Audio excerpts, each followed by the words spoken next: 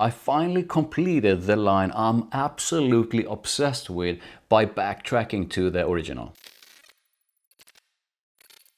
So I was actually not aware of that there existed an Eau de Toilette when I bought the Eau de Parfum, which basically got me obsessed with this line. So I bought all the other ones, but it wasn't until like a few months ago that I finally put my nose to the OG. And the experience of wearing the OG Kenzo Homme Eau de Toilette was actually quite a surprising one. So I've already done a full comparison of all the other ones. I'm gonna link to that comparison and ranked somewhere up here in the pinned comment and in the description below. That's a great comparison, make sure you check it out. So we have C notes, calypsone and nutmeg at the top, pine and patchouli at the heart of it, and sandalwood and cedar at the base.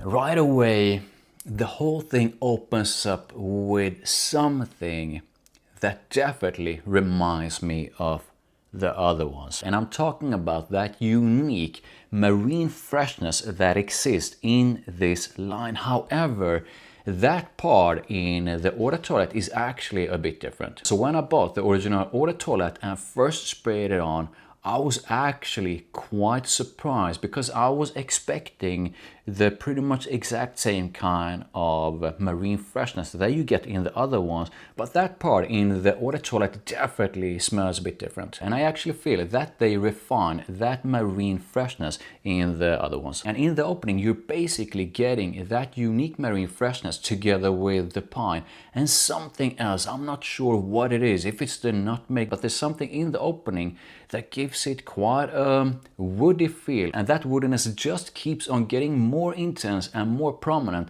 the more Kenzo Homme Eau de Toilette moves away from the opening. And I'm gonna get to compliments and mass appeal usage and a lot more in a short while, but I can say right away that the moment you spray on the EDT, you're definitely gonna know that the Eau de Toilette is not as mass appealing as some of the other ones in the line. And the more the whole thing goes into the dry down, the more intensely but at the same time smoothly wooded the whole thing gets. And what Kenzo Homme, the Eau de Toilette, basically is all about is a mix of that unique marine freshness that the line has, but it's definitely not the same as these, and quite a bit of woodiness. There's a salty touch for sure, but I do not feel it's as salty as some of the other ones in the line. And then there's that thing from the opening that I quite can't put my nose or finger on what it is. But I'm gonna say it like this: whatever that thing is, to my nose, it actually comes through in a bit funky way. So let's talk about the vibe of Kenzo Homme, the Eau de Toilette. And to me, I mean, this is basically quite a fresh and woody scent,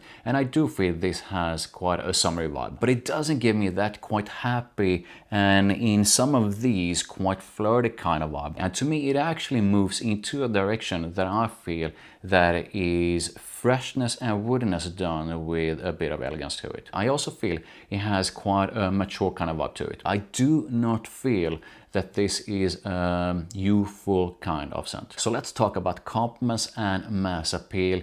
And not only is Kenzo Homme, the Eau de Toilette, quite different when it comes to its freshness if you compare it to the other ones, it's also a lot less mass appealing than most of the other ones. Do not spray Kenzo Homme, the Eau de Toilette on and expect everyone to love it. It's definitely not a mass appealing kind of freshness, but I'm gonna give this thing to the EDT. It's definitely a head turner kind of fragrance with its uniqueness. And I do feel that if you're looking for a more mass appealing take on this line's unique marine freshness, then you're actually better off looking at some of the other alternatives. So let's talk about the usage. So like seasons and occasions, Kenzo Homme, the Eau de Toilette, is basically a woody and fresh scent, and I do feel this leans more towards like spring and summer. As for occasions, basically use it like you usually use your freshes. However, this is not a fresh scent that I would recommend for like the office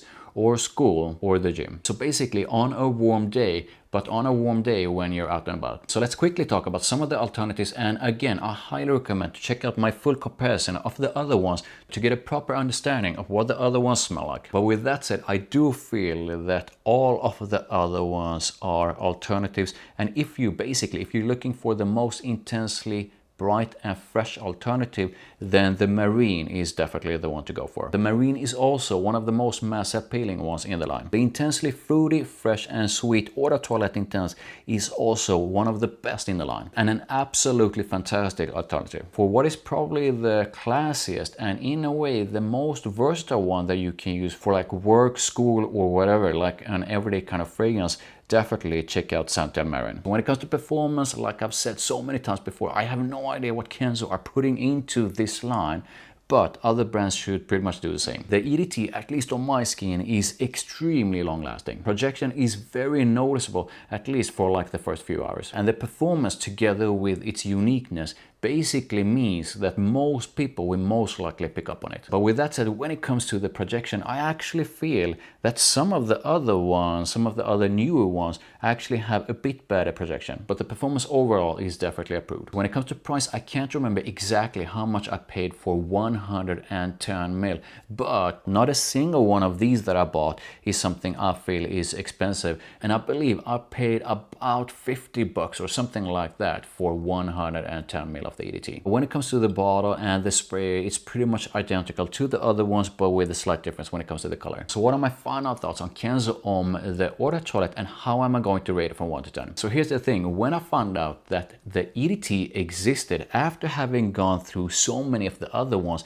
I was insanely excited. I mean, if you're a subscriber, then you probably know that I absolutely love this line. The combination of uniqueness, performance is so impressive, and my favorites in the line are freshes I absolutely love. That's why when I finally bought the EDT and sprayed it on, I was actually quite a bit disappointed. And you can clearly, without a single doubt, feel a difference between the EDT and the other one. Something happened with the main sort of core scent DNA from the EDP. Whatever it is in the EDT, that sort of a funkiness that I tried to describe earlier, I mean, I actually don't enjoy that on me. I don't feel it's absolutely horrible and something I can't wear.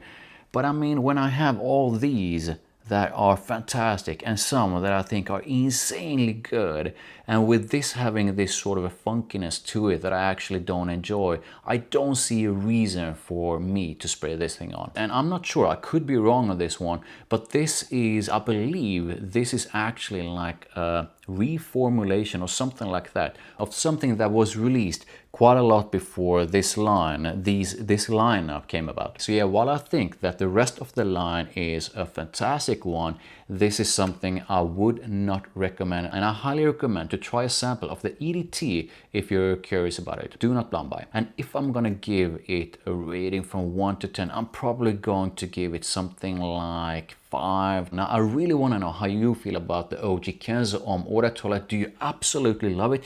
Do you feel a bit like me in that this has a bit of sort of funky smell to it? And let me know in the comments how you would rate the EDT from 1 to 10. Please drop a like and subscribe for more, and make sure you check out my full Kenzo Homme ranked over there.